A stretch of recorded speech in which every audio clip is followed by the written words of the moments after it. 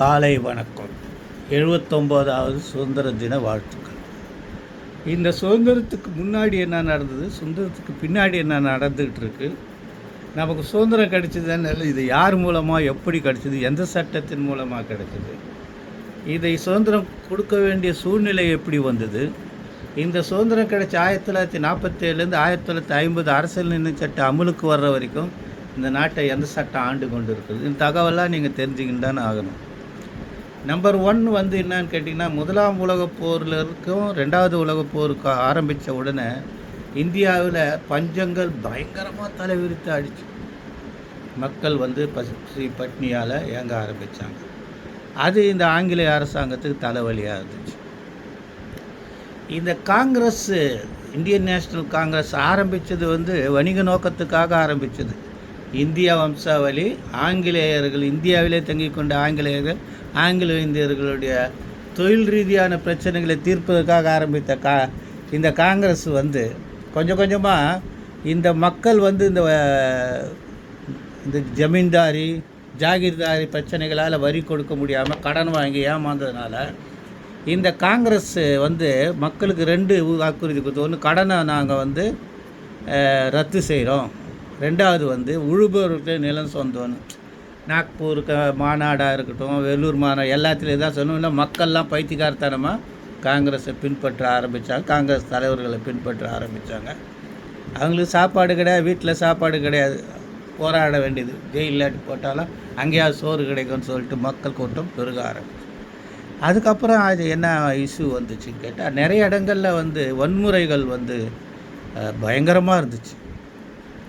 சௌரி சௌரா போன்ற நிகழ்வுகளால் ஆங்கிலேய சிப்பாய்கள் கொல்லப்பட்டார்கள், பல இடங்களில் ஆங்கிலேய தலைவர்கள் கொல்லப்பட்டார்கள். இதில் கொஞ்சம் ஓரளவுக்கு இந்த பிரிட்டிஷ் அரசாங்கம் ஆடி போயிருந்த சூழ்நிலையில் 2ஆம் உலகப் போரில் லண்டனில் போட்டு இந்த ஹிட்லர் தாக்குன்னு தாக்கிட்டு இருந்தார். அதனால் இந்தியா அப்போது 1935வது சட்டம் ஆக்ட் 1935 பிரகாரம் இந்தியாவில் இரு அவை கொண்ட அரசாங்கம் நடந்துட்டு இருந்தது. அது பை கேமரல் கேபினெட்டு நிச்சயம் பண்ணிகிட்டு இருந்தாங்க. அதனால் அவங்கள கூப்பிட்டு நீங்கள் போருக்கு கலந்துங்கன்னா, நான் போருக்கு கலந்துக்க மாட்டேன்னு சொன்ன பிறகு காம்ப்ரமைஸ் பண்ணி நீங்கள் போருக்கு கலந்துக்கிட்டிங்கன்னா நாங்கள் உங்களுக்கு சுதந்திரம் கொடுக்குறோன்னு சொல்லி உறுதிமொழி கொடுத்தாங்க.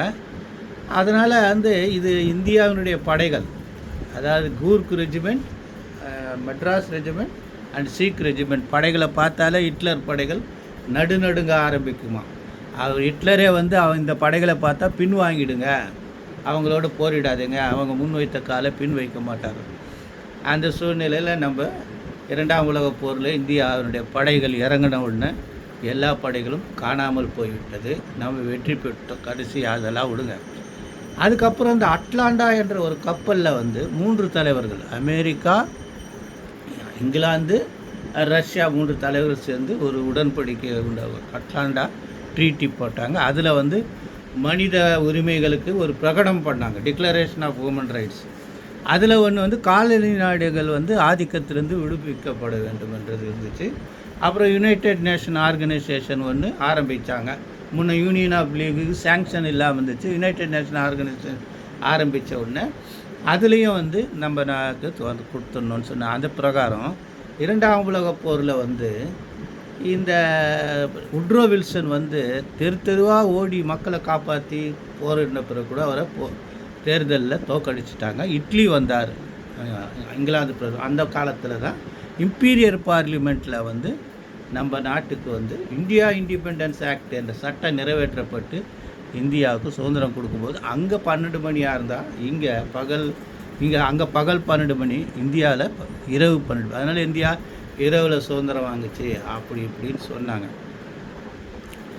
ஒரு முக்கியமான விஷயம் என்னென்னா, இந்த அரசியல் காரணங்களுக்காக முன்னாடி ஆட்சி செய்தவங்களை குறை சொல்கிறது, இப்போ ஆட்சி செய்கிற தலைமையில் தூக்கி வச்சுக்கிறது, இது ஒரு ரவுடி பசங்க சண்டை மாதிரி, பூனை எலி சண்டை மாதிரி, இது நாயங்க சண்டை போடுற மாதிரி இருக்குது.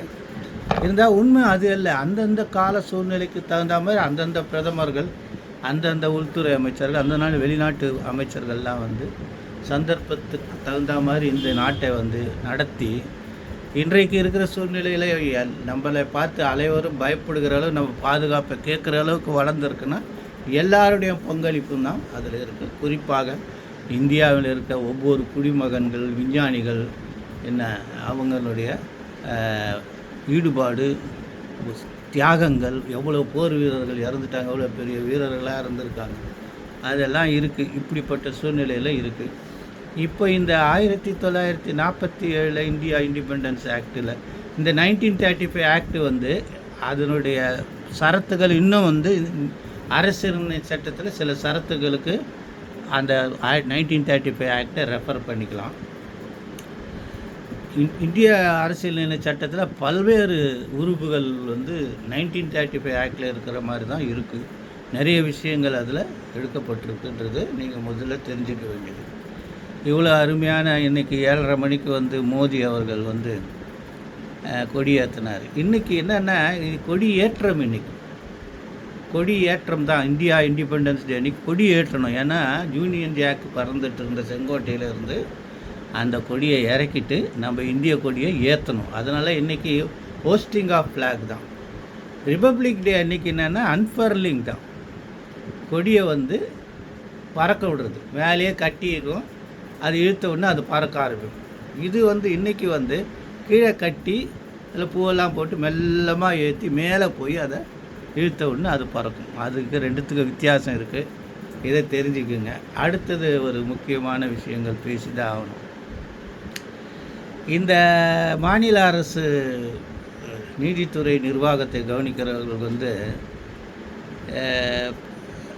ஏதாவது அமைதியான பிரச்சனைகள், சட்டப்பூர்வமாக ஆழமான பிரச்சனைகளை விவாதிக்கிறதுக்கு அட்வொகேட் ஜெனரல் அனுப்பிச்சிடுறாங்க.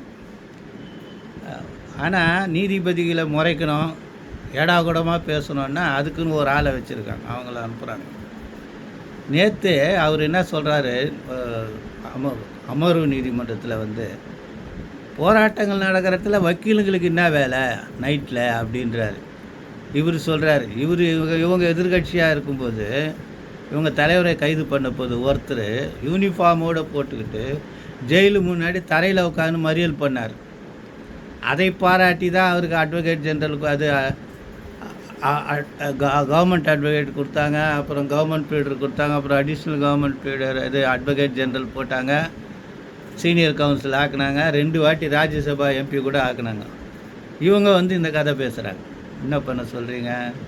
சரி இருக்கட்டும். அது வந்து சில நேரங்களில் இவங்க இந்த மாதிரி இந்த இப்போ நியாயமாக இப்போ மக்களை மிரட்டணும், அப்படி பொதுமக்களை மிரட்டணும், போராட்டங்களை தவிர்க்கணும்னு அதுக்கு ஒரு மந்திரியை வச்சுருக்காங்க. அந்த மாதிரி நீதிமன்றத்தில் மிரட்டுறதுக்குன்னு ஒரு அடிஷ்னல் அட்வொகேட் ஜெனரல் வச்சு, எனக்கு அந்த பேர் மேலாம் நம்பிக்கை கிடையாது. அவங்க எப்படி தான் இவங்க அடிஷ்னல் அட்வொகேட் ஜெனரல்னு அவனும் கொடுக்குறான், இவனும் வெக்கலாம் போட்டுன்னு சுற்றின்னு இருக்கிறாங்க. எல்லாருக்கும் சில தகுதி இருக்குது. நிறைய பேர் தகுதி அருமையாக பண்ணுறாங்க. அவங்கெல்லாம் வந்து அவங்க முகத்தில் கலை கிடையாது, ஏன்னா அவங்களுக்கு அவ்வளோ மரியாதை கிடையாது. இந்த மாதிரி ஆளுங்களுக்கு தான் மரியாதை. இது வந்து நல்ல ஜனநாயகத்துக்கு, நல்ல நீதித்துறைக்கு வந்து ஒரு இது இருந்தாலும் நீதித்துறையை காப்பாற்றுகிற நீதிபதிகள் வந்து நமக்கு சாதகமாக இருக்கிறது வந்து பெருமைக்குரிய விஷயந்தான்.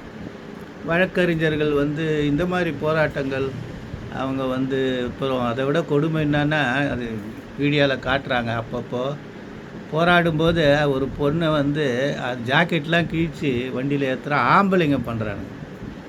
இது எந்த வகையில் நியாயம்? இது எப்படி woman rights commission, all India woman rights commission இதுக்கு நடவடிக்கை எடுக்குதா? இது உமன் ஹராஸ்மெண்ட் ஆக்டில் வருதா? அந்த போலீஸ் அதிகாரி என்ன செய்ய போகிறாங்க? ட்ரான்ஸ்ஃபர் பண்ணிவிடுவாங்க, காத்திருப்போர் பட்டியலில் வச்சுருவாங்கன்னு நினைக்கிறேன். ஆமாம், அவர் அமைதியாக காத்துக்கிட்டு இருந்தே மிச்ச வேலையை பார்த்துக்கலாம். ஆக மிக அருமையான இன்றைக்கு அந்த இந்தியன் இண்டிபெண்டன்ஸ் டே. நம்ம வந்து சின்ன சின்ன நாடுகளாக இருந்தாலும் கலாச்சாரம், ஒழுக்கம், என்ன சாத்வீகம் என்ற அடிப்படையில் இந்தியா ஒரே நாடாக தான் இருந்தது. அதனால தான் எல்லாருமே இந்தியா முழுக்குமே வந்து இந்து நாடு அப்படின்னு சொல்லி தான் கூப்பிட்டாங்க. இப்போது அது வந்து இப்போ பட்டேல், சர்தார் வல்லபாய் பட்டேல் மூலமாக ஐக்கியமாக உருவாகி பெரிய நாடாக உருவாகி இருக்குது. நம்ம வந்து இப்போ அந்நிய நாடுகள், பாகிஸ்தான் நாடு முழுவதுமாக அங்கே இருக்கிற மக்களை வெறுக்க முடியாது. அங்கே செயல்படுகிற அந்த கொள்கைகள் தீவிரவாதத்தை ஊக்குவிக்கிறது தான் நம்ம வெறுக்கிறோம். அதுதான் அரசியல். சரி, இனிய சுதந்திர தின வாழ்த்துக்கள். நன்றி, வணக்கம்.